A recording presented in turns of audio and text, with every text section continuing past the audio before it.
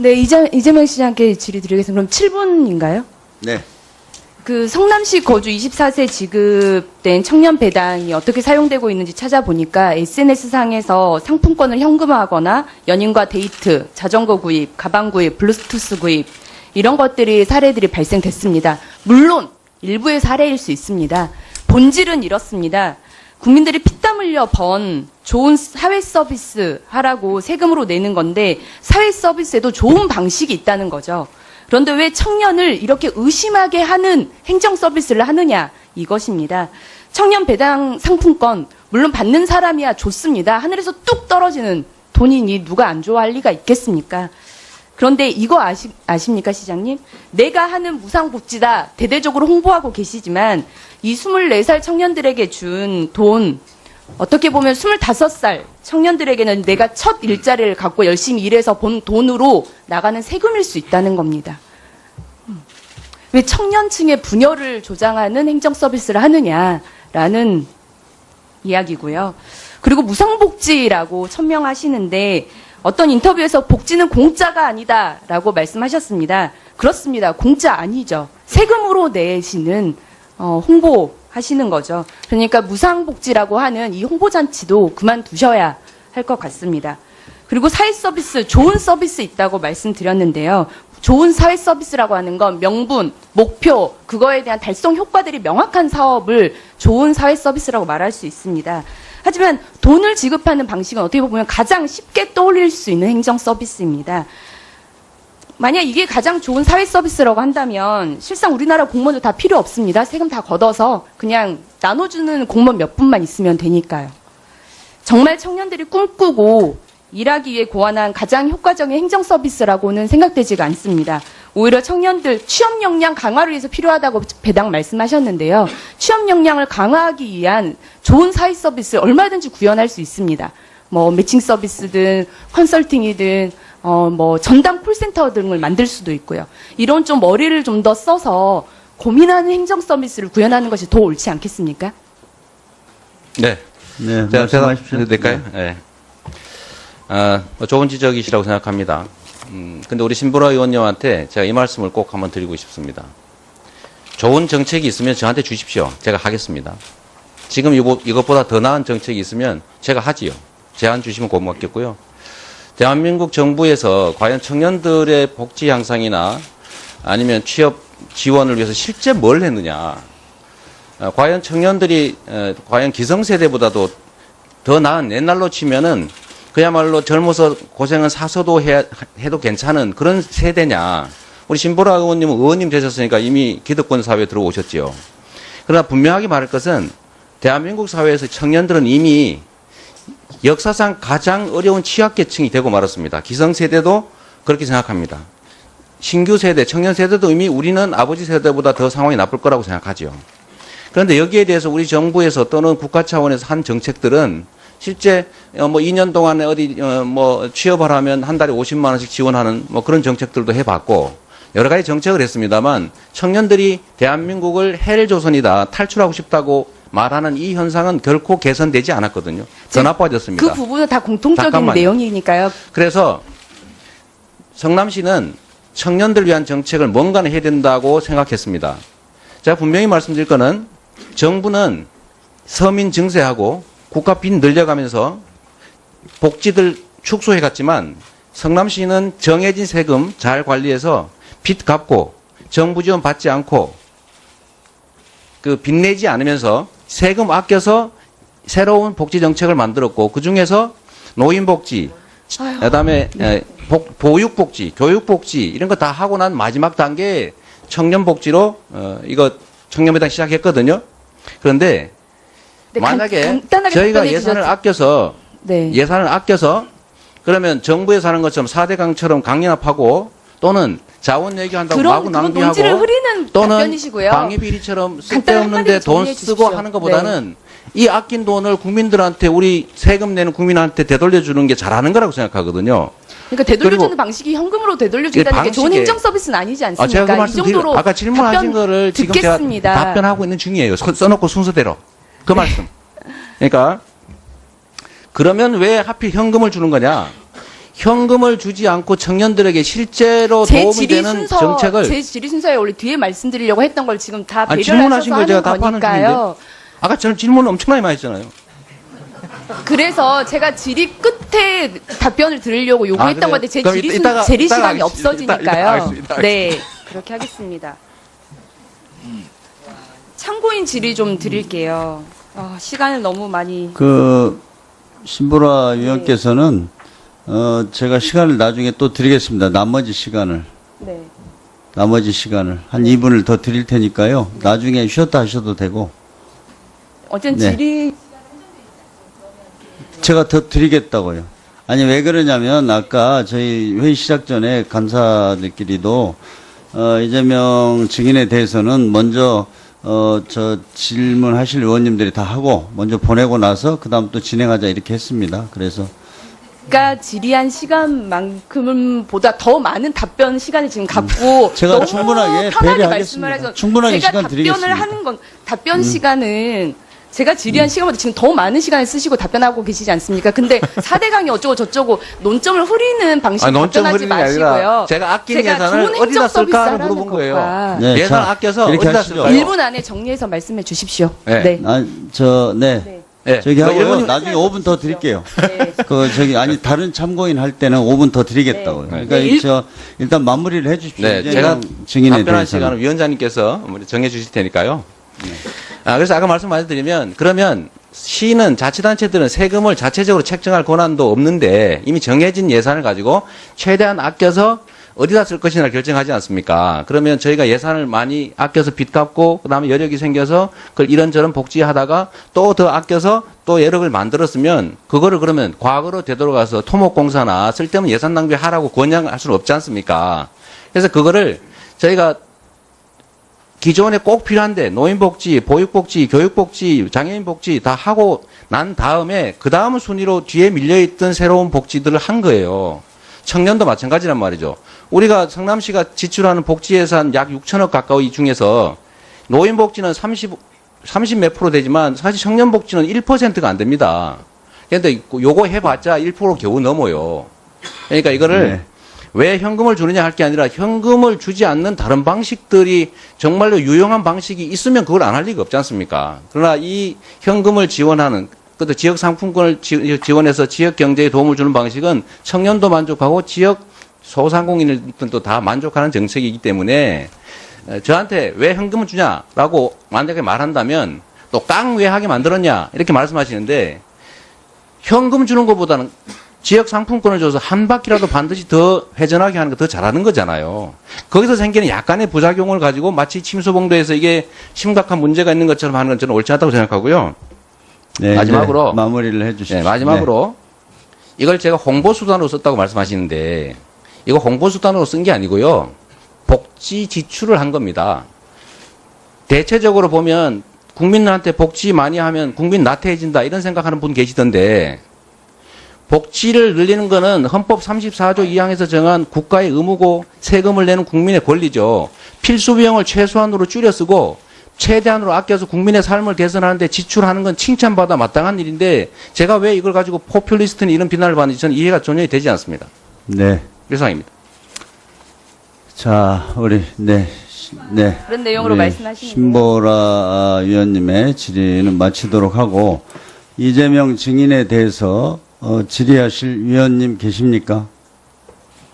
네, 안 계시면 귀가하도록 하겠습니다. 네, 수고하셨습니다. 네.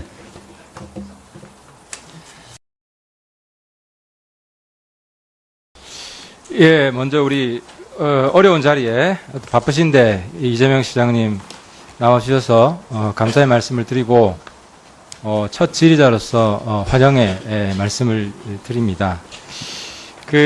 이 시장님한테 뭐 질의할 분이 몇 분 있는 것 같아서 저는 이 시장님 뭐 포부도 크시고 해서 노동 현안 몇 가지만 환노에 오셨으니까 여쭤보도록 하겠습니다. 첫 번째는 현대차 파업 관련 건인데요. 현대차 파업, 뭐 다른 노조에 대해서는 여야 간에 바라보는 시각차가 조금 있을 수 있는데 현대차 파업에 대해서는 환노위에서 여야 구분 없이 상당수 의원님들이 이런 인식에 동의를 하고 있습니다.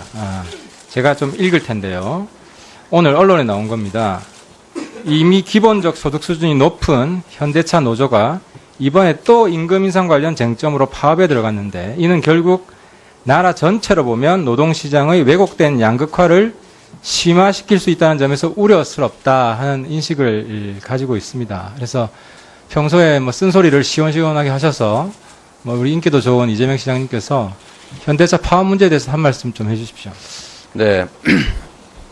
일단 노동자분들에 대해서 정규직 노조와 비정규직의 소득 수준이나 차별이 상당히 큰 상태인데 이 문제를 해소해야 된다는 점은 동의합니다만 해소의 방식이 지금 저임금 노동자들, 비정규 노동자, 또 비조직 노동자들의 처우를 개선하는 방향으로 이 불균형을 해소해야지 그나마 생산성 증가율에 합당한 정도의 임금을 받고 있다고 평가되는 조직된 정규직 노동자들에 대해서 그걸 억압함으로써 하향 평준화하는 건 옳지 않다고 생각합니다. 두 번째 제가 한 말씀을 드린다면 우리나라가 97년 IMF 이후에 경제 성장의 목들이 노동 쪽은 거의 정체되고 대부분 다 기업 쪽으로 다 환류됐기 때문에 지나치게 소득이 집중이 되고 그 결과로 결국은 경제 성장이 멈추는 또는 뭐 매우 약해지는 낮아지는 그런 현상까지 오고 있기 때문에 저는 대기업 정규직 노조에 대한 압박의 방식이 아니라 중소기업 비정규직 또는 비조직 노동자들에 대해서 조직 역량을 좀 강화시켜주고 배분을 좀 확대하는 방식으로 해결하는 게 좋다. 같으셔서 그 정도로 하시고요. 근데 제가 대기업 뭐 전반에 대해서 여쭤본 건 아니고 네. 현대차 같은 경우는 많이 알려져 있지만 네. 대기업 중에서도 금수저 노조입니다. 연봉 평균 1억이 되고 네. 좀 전에 생산성에 대해서 말씀하셨는데 미국 그 알리바마에 있는 똑같은 기종의 차를 미국 노동자들은 지금 현대차 노조에 비해서 거의 절반 정도로 생산하고 있다. 이렇게 보면 상당히 우리 현대차 노조는 방금 말씀하시는 그런 일반 노조 수준을 뛰어넘는다. 그럼에도 불구하고 현대차 노조는 충분히 지금 뭐 일한 대로 대접받고 있다. 별 문제가 없다. 이렇게 보시는 겁니까? 저는 그렇게 생각합니다. 일단 알겠습니다. 한 가지만 더 여쭤보겠습니다. 지금 철도 파업이 있는데요. 네. 제가 아니, 잠깐만요. 좀 죄송한데 지금 우리 이재명 시장을 저희가 부른 것은 청년수당 문제 맞습니다. 때문에 근데 불렀습니다. 같이 네네, 진행하겠습니다. 예. 그 철도 노동자 규약을 보면 이런 내용이 있습니다. 그 해고 구속된 분에 대해서는 그 임금에 준하는 그 생계비를 지원한다. 그래서 한 연봉 6천 정도가 평균적으로 들어가고 있다는 걸 확인했고 지금 나와 있습니다. 그다음에 사전 구속 요장이 발부된 경우에는 수배 해제 시까지 피신 비용을 지급한다. 그래서 그 실제로 수배된 사람은 피신 비용을 지급합니다. 근데 제가 그전 시간에도 지적을 했는데 이건 범인 도피죄에 해당되는 거예요. 법상으로 수배된 사람이기 때문에. 그리고 비슷한 내용이 금속노조의 경우에도 포함되어 있습니다. 그래서 요 문제에 대해서도 뭐 이 자리에 나오셨으니까 한번 좀 쓴소리 한마디 해주시고 가시죠. 네. 뭐 그런 말씀 드릴 수 있는 기회를 주셔서 감사합니다. 노동자들이 유일한 힘이 이제 연대인데 연대와 단결이 유일한 힘인데 그 연대와 단결이 깨질 때 동료의 입장에서 지원하는 것 저는 당연하다고 생각합니다. 그건 헌법이 보장하는 것이고 그러나 그게 예를 들면 도피자금 지원이라고 해석할 것인지 도피자에 대한 생계 지원이라고 봐야 될지는 그건 평가의 문제인 것 같습니다.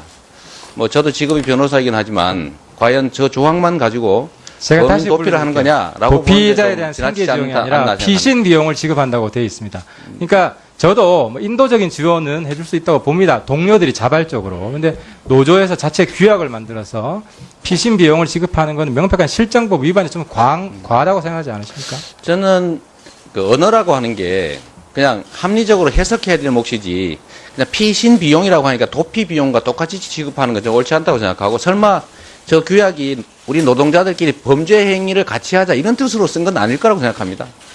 그 판단이야 판사나 검사가 하겠죠. 일단 알겠습니다. 그리고 금속노조에도 똑같이 피신에 필요한 교통비, 숙박비, 수배 해제 시까지 피신 비용을 지급한다고 나와 있습니다. 아마 명백히 그 내용이 나와 있고 아닙니다. 제가 볼 때는 네. 이 부분은 철도 노조도 그렇고 금속 노조도 그렇고 조직적 범죄에 해당한다고 보입니다. 저기도 보이시죠? 이번에 피신에 필요한 교통비, 숙박비.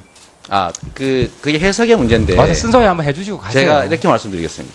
만약에 실제로 도피에 명백한 걸 가지고 저렇게 또 계속 의원님, 옹호를 하십니까? 자, 변호사 출신이시잖아요. 잠깐만요. 그래도 제가 말할 기회를 주시고 하시면 좋겠습니다. 도피에 필요한 실제 비용을 보전해 주는 거라면 범죄 행위 맞습니다. 그러나 저게 아마도 정액으로 돼 있을 가능성이 높습니다. 정액으로. 근데 정액으로 되어 있는 것은 보조의 형식이지 구체적 특정 행위, 범죄 행위에 대한 비용 보전과 좀 다른 거예요. 알겠습니다. 마지막 질문. 그 청년 수당 제가 내용을 봤습니다. 네. 봤는데 배당입니다. 그러니까 청년 배당 봤는데 어쨌든 청년한테 가장 필요한 건 취업이잖아요. 그잖아요. 취업이 저는 제일 중요하다고 보는데 청년 배당이 취업에 얼마만큼 효과를 냈는지 이 자리에서 한번 말씀 한번 해보십시오. 청년 수당과 배당을 숫자, 배자만 다르고 다 비슷하다 보니까 오해하시는 경향이 있는데 분명히 말씀드리지만 성남시의 청년 배당은 첫째, 취업을 지원하기 위해서가 아니라 청년의 보편적 복지 증진을 위한 것이다. 두 번째, 취업 역량 강화를 위한 것이다. 세 번째, 지역 경제 활성화라고 하는 세 가지 목적이 동시에 존재합니다. 네, 아니 말하고 내 드릴게요. 네. 그래서 성남시는 특정한 취업 활동을 지원하기 위해서 청년 배당 정책을 취하는 게 아니고 기본소득의 부분적 형태로 아까 말씀드렸던 청년의 복지 향상, 두 번째 취업 역량 강화, 그러니까 알바 이런 거 안 하고 학원이라도 다닐 수 있게, 세 번째 상품권을 지급함으로써 지역 경제 활성화에 기여한다. 이 세 가지의 목적이 동시에 존재하기 때문에 오로지 취업이 가장 중요하고 이 정책의 목적이 취업 아니냐라고 하는 건 제가 보기엔 질문 자체가 조금 벗어난 것 같습니다. 네, 드리세요. 1분 드리세요. 그러니까 인식이 좀 차이가 있는 것 같은데요.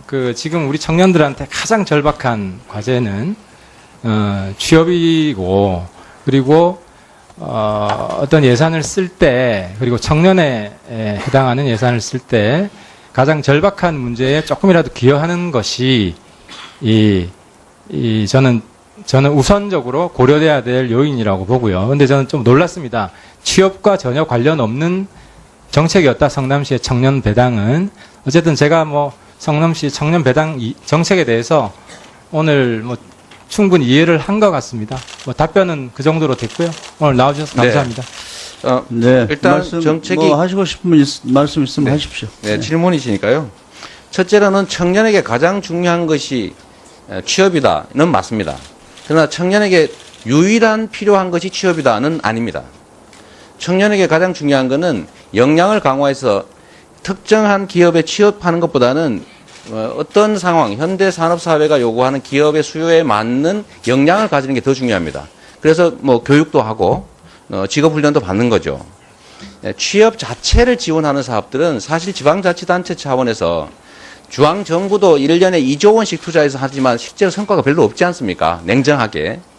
그런 상태에서 어떤 정책 결정 권한도 없고 입법 권한도 사실 없고 산업, 경제, 노동 구조에 대한 어떤 영향력을 크게 행사하기도 어려운 지방자치단체에서 취업에 지원을 할 수 없는 정책이니까 하지 말라라는 취지로 하면 잘못된 거죠. 일자리를 만들 수 없으면 이 정책을 하지 말아야 된다. 옳지 않다. 청년에게 필요한 것은 취업이기도 하지만 알바 시간을 줄이고 우리가 사회로부터 이렇게 보호받고 있구나, 관심받고 있구나, 버려지지 않았구나. 대한민국이 헬조선이 아니라 나를 그래도 위해 주는 곳 아니겠느냐라는 생각을 하도록 소속감을 갖게 하는 것도 중요한 일이다. 그리고 거기 더해서 복지 지출을 한다면 현금으로 줘서 딴 데 가서 막 써 없애거나 또는 저축하거나 하는 것보다는 한 번이라도 반드시 지역 소상공인들 골목상권 재래시장에 쓸 수 있게 상품권 형태로 지급하는 게 이중의 정책 목표를 이룰 수 있다라고 해서 한 게 저희 성남시의 청년 배당입니다. 이거를 취업 지원 정책이라고 이해하시는 것은 청년 수당과 약간의 오해가 있는 것 같습니다.